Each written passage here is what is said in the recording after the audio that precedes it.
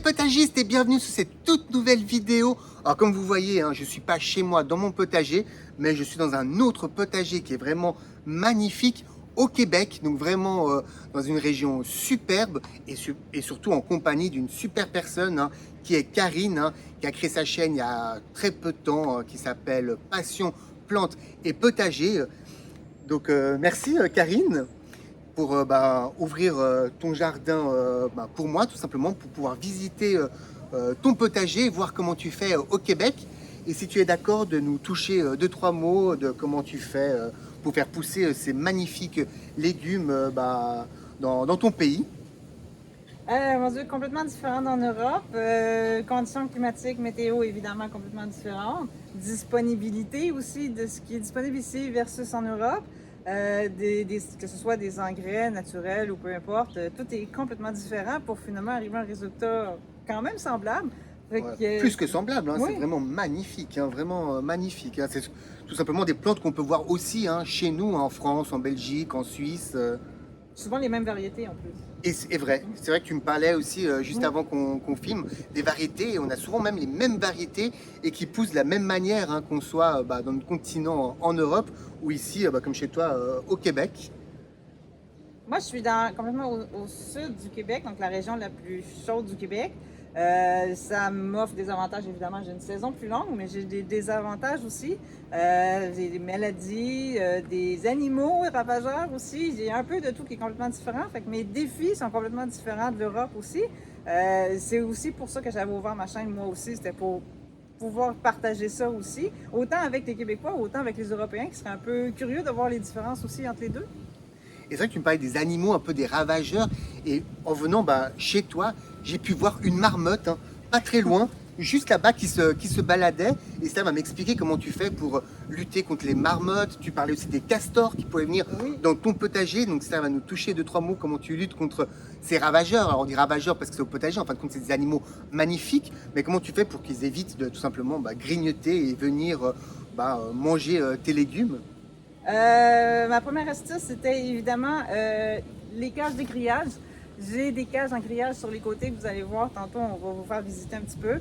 Ces cages-là sont ouvertes sur le dessus, ce qui fait que moi, je peux jardiner autant que je le veux. Mais la marmotte, elle n'a pas accès à cause du grillage que vous allez voir.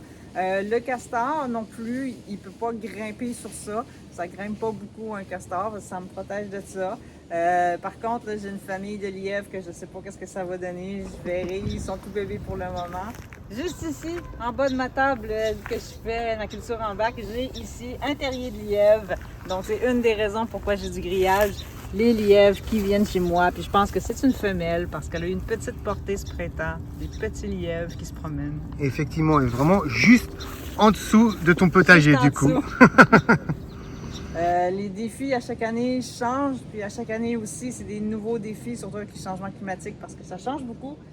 Au Québec, on a un gros impact là-dessus, on le ressent vraiment. En tout cas, moi, dans la région où je suis, chaque saison, avant, oui, il y avait des défis à chaque saison, mais de plus en plus, les défis entre chaque saison, l'écart est de plus en plus différent.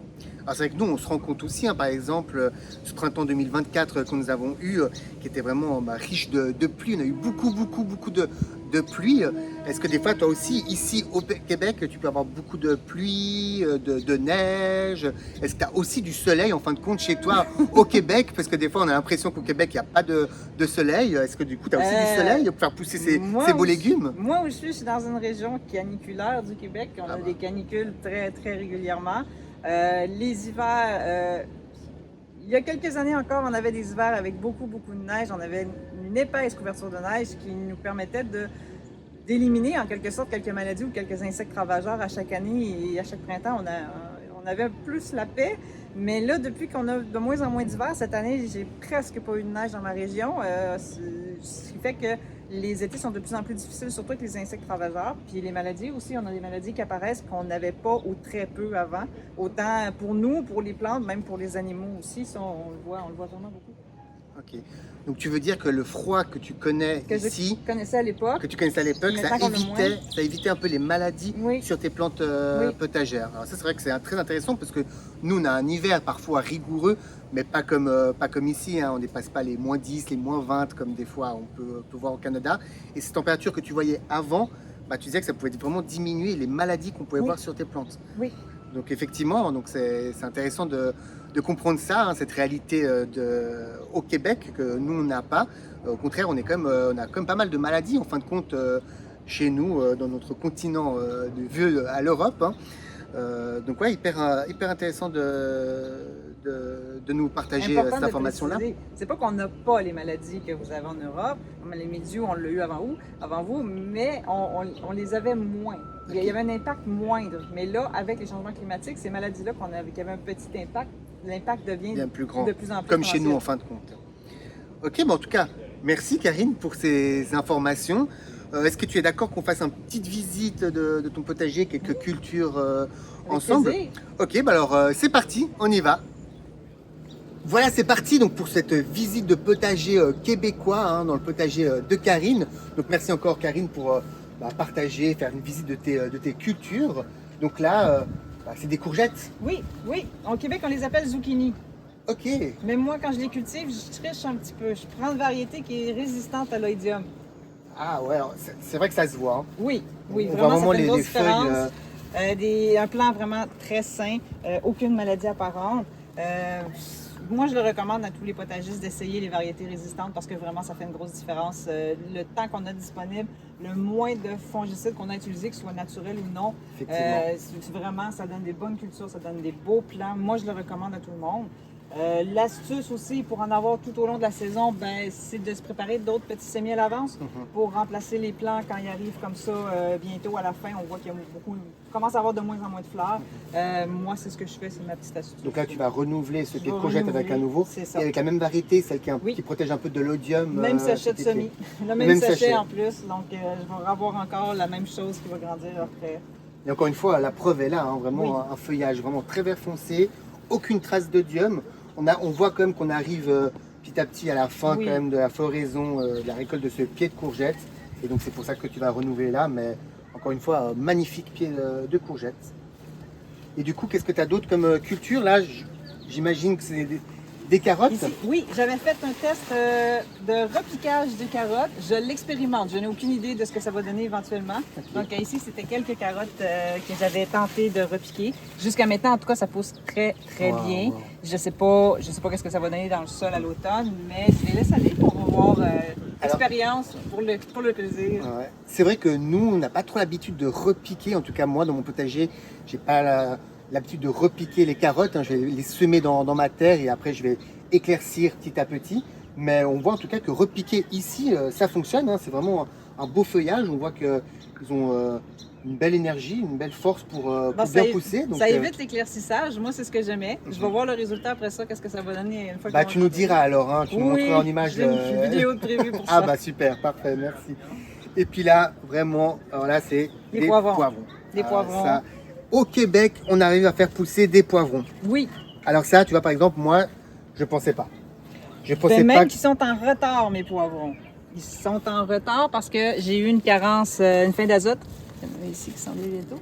J'ai eu une carence en azote au début de la saison qu'il a fallu que je corrige. Je les avais transférés en pot pour leur donner un gros boost.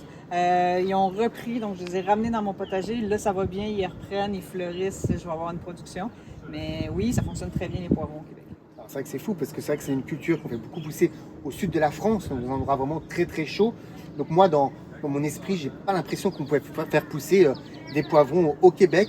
Donc là, bah, on voit qu'au contraire, on peut vraiment faire pousser bah, quasiment toutes les cultures au Québec comme, comme en Europe. Dans le sud du Québec. Dans le sud du Le Québec. sud du Dans le Québec. sud du Québec, c'est vrai. Une partie plus chaude quand même. Super. On fait un peu la suite encore de tes cultures. Oui, Pourquoi pas ici? Là, je vois qu'il y a des côtes de bêtes. Tu les appelles côtes de bêtes ici aussi au Québec? Ou blettes? blette. Blettes. Oui. Donc c'est blettes. Ok. Nous, c'est vrai qu'en Europe, on a plusieurs noms qu'on peut donner. Blettes, côtes de bêtes, poirées. Donc, Bête à carde que j'ai entendu. bête à aussi. carde aussi. J'ai Donc c'est vrai qu'il y a entendu. plusieurs noms. Ouais. Ça ici, j'ai eu un problème d'un insecte ravageur, la mouche de la blette. Ah, ok. Je suis pas certaine de garder mes plants parce que eux sont en train de contaminer les betteraves qui sont à côté. On voit que j'ai des feuilles qui commencent à être atteintes. Donc je suis pas certaine si je vais les garder. Peut-être changer pour planter autre chose. Peut-être me garder un petit coin pour de la laitue ou quelque chose comme ça, Ok. quelque chose de rapide.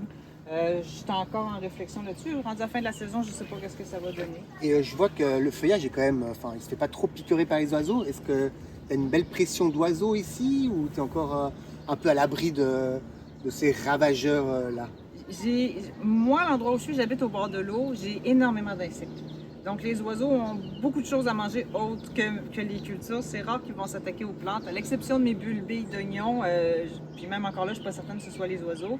J'ai pas de problème d'oiseaux dans mon potager, ils sont déjà très occupés. Alors que moi, dans mon potager, je dois mettre un filet anti-oiseaux parce que sinon, en quelques jours, elles se font vraiment dévorer. Il ne reste plus que la carte de la plante et le feuillage disparaît avec les oiseaux tout simplement. Donc, comme quoi, il y a quand même des petites différences aussi dans les régions. Et les betteraves, elles sont vraiment magnifiques. Hein. Oui. Je comprends que tu hésites à enlever cette culture pour protéger tes betteraves parce qu'elles sont vraiment magnifiques, vraiment. Ah, et là on arrive vers le chou de Bruxelles. Oui. Au Québec, on parle de chou de Bruxelles, hein, d'une ville d'Europe. Alors voilà, on arrive au chou de Bruxelles. Alors on voit, hein, déjà, c'est en train d'arriver. Donc, J'ai aucun ravageur. J'ai pas vu aucun ravageur sur mes plants jusqu'à maintenant. L'été est quand même assez avancé, puis j'ai aucun ravageur à l'exception, je pense, le lièvre qui a mangé quelques feuilles du plant qui est à côté de toi. Mais sinon, non, j'ai pas eu aucun problème de quoi que ce soit. Mais c'est la première année que j'en faisais pousser aussi. donc... Ça se voit, on voit que c'est une plante saine.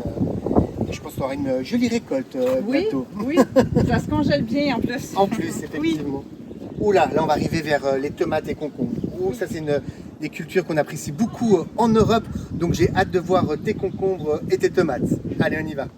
On arrive vers ce rideau, on peut dire, ce rideau de tomates.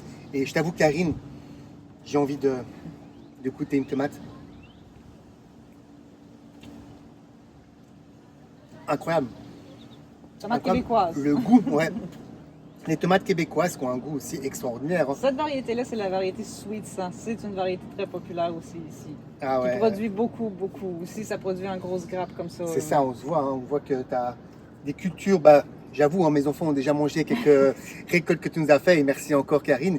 Et on voit que tu as des futures récoltes vraiment qui vont aussi arriver. Et encore une fois, hein, un joli plan, vraiment en bonne santé, avec une belle production. Hein. Je vois que tu vas faire aussi partir un peu tes tomates aussi à l'horizontale lorsqu'ils arrivent en hauteur. Pour éviter de les faire monter trop en hauteur, ce que je fais, c'est que je me tire des ficelles comme ça, avec des clips, que j'avais déjà montré dans une de mes vidéos. Okay. Puis je les fais courir le fil comme ça. Puis si à la fin de l'été, ils sont encore trop grands, ils vont tout simplement pendre. Rendu à la fin de l'été, on va les laisser aller. Mais ça me permet de gagner de l'espace au sol, d'avoir aussi un peu de mi-ombre pour les plants les autres plants quand ils ont trop chaud. Ouais, c'est ce que j'allais dire, ça fait un peu d'ombrage aussi dans ton potager. Des fois en été, c'est accessible, un peu bénéfique. Oui. C'est mon astuce pour sauver de l'espace. Ouais, ça me permet aussi d'avoir plusieurs variétés. Dans ça, j'ai 7 plants de tomates. J'en ai 4 de Big Beef. J'ai les Sweet 100, j'ai les poires jaunes. J'ai des chocolates aussi dans ça. Donc, ça me permet d'avoir plusieurs plants compressés dans un endroit petit au sol. Mais après ça, je peux les faire aller n'importe où, garder une aération, garder de la lumière, garder... Et est-ce que tu les tailles aussi, tes plants de tomates? Oui. Tu enlèves les gourmands? J'enlève toujours les gourmands. Par contre, quand c'est une tige secondaire qui se développe, ça, je la garde. Ok. Mais oui, j'enlève toujours les gourmands. D'accord. Ok. Et puis là, je vois tes concombres. Oui. Il faut qu'on aille voir ces concombres. Hein. C'est aussi une culture que j'apprécie à faire dans mon potager parce que c'est aussi une culture d'abondance. Il te donne beaucoup, beaucoup de kilos de nourriture en fin de compte. Oui. C'est aussi un peu l'idée principale d'avoir un potager. Est-ce que chez toi, au Québec, tu as aussi une culture d'abondance avec tes concombres? Moi, je cultive la variété de concombre libanais pour 2 raisons. La première, chez moi, on est juste 2, moi et mon conjoint. Donc, des petits concombres, c'est pratique. Okay. C'est pratique pour se faire des petits repas vite fait ou n'importe quoi. Quand je les récolte, je les emballe dans un papier cellophane tout de suite à la récolte pour qu'ils restent croustillants. Ça me permet de les réfrigérer pendant plusieurs jours. Belle astuce, hein. Il faut bien écouter ça, hein, Karine. Merci, c'est vrai. Je faisais pas ça et je pense que je vais le faire hein, pour pas qu'ils viennent un peu mou. Hein. On peut mettre dans un petit film en plastique et puis du coup ils viennent croquants. Puis encore là, ça aussi, j'ai choisi une variété qui est résistante à l'oïdium. C'est ce qui fait qu'ils sont encore verts comme ça, sont encore magnifiques. J'ai aucun problème de maladie. J'ai eu une petite chrysamelle qui sont venues manger quelques feuilles, des petits trous, mais rien d'alarmant, rien de pas assez pour que je fasse une intervention. Ça se voit hein, vraiment, encore une fois, hein, des plantes saines avec un vert foncé. en bonne santé. Et encore une fois, on voit hein, une récolte qui va bientôt arriver encore d'abondance. Donc waouh! C'est vrai que moi j'étais un peu réticent à savoir ces variétés qui étaient un peu plus résistantes à des maladies comme l'odium. Mais là, franchement, c'est une jolie preuve que ça fonctionne. En tout cas, ici, chez toi, dans ton potager, c'est des variétés qui fonctionnent contre l'odium. Donc, quand on les voit comme ça, on se dit, bah, effectivement, ces variétés-là fonctionnent. En tout cas, ici, chez toi. Moi, depuis que je choisis des variétés, quand la variété de résistance existe, quand je choisis ça, mon Dieu, que ça me simplifie la vie. Ça simplifie le jardinage, ça le rend plus agréable aussi parce qu'il y a moins d'échecs, moins de difficultés. Ouais, c'est vrai que c'est vite. Ça, je comprends tout à fait. Bah, en tout cas, merci. Je vois que tu as déjà aussi préparé quelques semis, plantons pour planter plus tard dans ton potager. La laitue, je la cultive en bac. Ok. Parce que j'utilise un terreau qui est, je pense, à 70 ou 80% de mousse de tourbe. D'accord. Mousse de tourbe canadienne. Je spécifie parce qu'au Canada, on n'a pas les mêmes normes qu'en Europe. Au Canada, les tourbières, c'est pas comme en Europe. C'est un autre débat, mais en tout cas, ici, c'est de la bonne tourbe. Moi, c'est ce que j'utilise. Je la récupère aussi quand il n'y a pas trop de racines dedans, je peux la réutiliser. C'est plus facile pour les laitues. Je fais la même chose pour les haricots. Étant donné qu'on en ressème toujours, j'ai toujours un bac qui a des semis de près pour toujours faire une rotation de mes bacs finalement. Donc là, tu attends que du coup, le rendement, on va dire la culture, va rester ici dans ton bac. Tu vas récolter tes haricots verts dans ton bac. Oui. Okay. Celui-là, c'est une variété de nain. Donc, moi, je ne les bute pas. Parce que justement, c'est plus facile. Je trouve ça plus facile à récolter. Je peux en sortir un pour le montrer. Ouais, volontiers, ouais. Je donne un bac comme ça. C'est plus facile à récolter. Puis c'est plus facile aussi de donner de l'engrais. Je peux en donner juste une petite quantité. Ça fournit pour tout le bac. Plus facile aussi pour l'arrosage. Puis avec ma rotation, sur cette table-là, je peux changer mes bacs, je peux changer autre chose, je peux faire ce que je veux. Finalement, quand j'ai une culture qui arrive enfin, je vide le bac, je recommence, je peux partir d'autre chose. Ce qui est plus facile. En bac, il n'y a pas de gestion de mauvaises herbes, il y a beaucoup moins de gestion de maladies. Les insectes sont moins portés à y aller. Puis au Québec, c'est les animaux aussi qu'on a beaucoup de problèmes. Les animaux ne sont pas portés à aller sur une table, ils vont plutôt chercher en pleine terre. Et ça t'explique bien dans ta chaîne, hein, donc vraiment à tous les potagistes, allez voir sa chaîne. Hein. Aussi, si vous voulez cultiver dans des pots, hein, elle vous explique aussi plein d'astuces et conseils pour que vous puissiez aussi vous réussir vos cultures dans des pots. Hein. Et on voit que moi, j'y pensais pas à cultiver des haricots verts dans des pots. Et en fin de compte, ça fonctionne. Donc allez voir sa chaîne, très très intéressante, hein, vraiment. Petit conseil, ceux-là, c'est la variété haricot nain improved. Peut-être qu'il est peut-être vendu sous le nom amélioré, que traduit en français. D'accord. Cette variété-là, franchement, ils sont super. Puis même pour la congélation, après, franchement, vous pouvez en cultiver autant que vous voulez. Je pense que c'est les meilleurs. Puis ils restent vraiment petits, donc c'est super pratique pour ça. En plus, ce qui est vraiment chouette, c'est que tu donnes des conseils aussi avec les variétés. Et ça, c'est vraiment un plus aussi, hein, parce que des fois, on ne sait pas quelle variété mettre. Donc, merci encore, Karine, pour cette visite de ton potager qui est vraiment magnifique. Hein. Je mets des yeux partout. Et à chaque fois, je vois du vert, je vois des cultures, je vois des récoltes qui vont bientôt arriver. Donc, bravo, en fin de compte, pour ton potager, pour ton jardin qui est vraiment magnifique, Karine.